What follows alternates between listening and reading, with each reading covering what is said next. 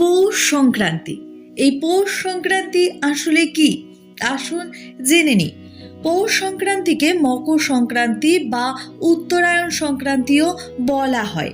প্রাচীন মহাকাব্য মহাভারতেও এই দিনটির তাৎপর্য সম্পর্কে উল্লেখ রয়েছে। ঋতু বৈচিত্র্যের সঙ্গে তাল মিলিয়ে এগিয়ে চলে আমাদের সাংস্কৃতিক বৈচিত্র্য। তাই সামাজিক, সাংস্কৃতিক ও ভৌগোলিক গুরুত্ব ছাড়াও এই দিনটি ঐতিহাসিক এবং ধর্মীয় গুরুত্ব বহন করে।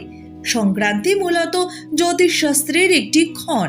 এটি সংস্কৃত ভাষার শব্দ। সংক্রান্তি শব্দটি দ্বারা সূর্যের এক রাশি থেকে অন্য রাশিতে প্রবেশ করাকে বোঝানো হয়ে থাকে। যে দিন মাস পূর্ণ হবে সেই দিনকে সংক্রান্তি বলা হয়। এভাবে 12টি মাসে 12টি সংক্রান্তির মধ্যে বিশেষভাবে পৌষ সংক্রান্তি তাৎপর্যপূর্ণ। সংক্রান্তি অর্থ সঞ্চার বা গমন।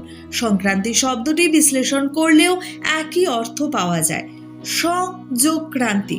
সং অর্থ সংসাজা এবং ক্রান্তি অর্থ সংক্রমণ, অর্থাৎ ভিন্ন রূপে সেজে অন্যত্র সংক্রামিত হওয়া বা নতুন সাজে নতুন রূপে অন্যত্র সঞ্চার হওয়া বা গমন করাকেই সংক্রান্তি বোঝায়। বাস্তবেও তাই দেখা যায়। মেষ, বৃষ, মিথুন, কর্কট, সিংহ, কন্যা, তুলা, বৃশ্চিক, ধনু, মকর, কুম্ভ এবং মীন, এই 12টি রাশি একটির পর আরেকটি চক্রাকারে আবর্তিত হতে থাকে। রাশিচক্রে দৃশ্যমান গমন পথ, যাকে ক্রান্তিবৃত্ত বলে। নিজ কক্ষপথে সূর্য গমনের ফলে পৃথিবীর পরিমণ্ডলে ভিন্ন ভিন্ন সময়ে ভিন্ন ভিন্ন রূপ দৃশ্যমান হয়।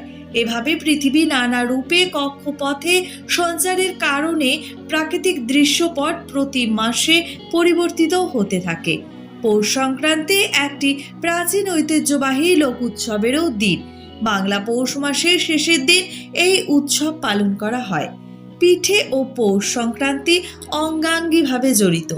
এই দিনে আবহমান গ্রাম বাংলার নানান ধরনের পিঠে তৈরির আয়োজন চলে, যেমন পিঠে পুলি, পাটিসাপটা, ভাপা পিঠে, দুধ পুলি, ফুলকলি, বিনি পিঠে, মালপোয়া পিঠে, সিমুই পিঠে, সূর্যমুখী পিঠে, ঝিনুক পিঠে, চিতা পিঠে, খেজুর পিঠে, বেনি পিঠে, ঝালকুশ পিঠে, নকশি পিঠে, মালকো পিঠে, করলা পিঠে, চঙ্গা পিঠে, মুঠো পিঠে, রস চিতই পিঠে ইত্যাদি।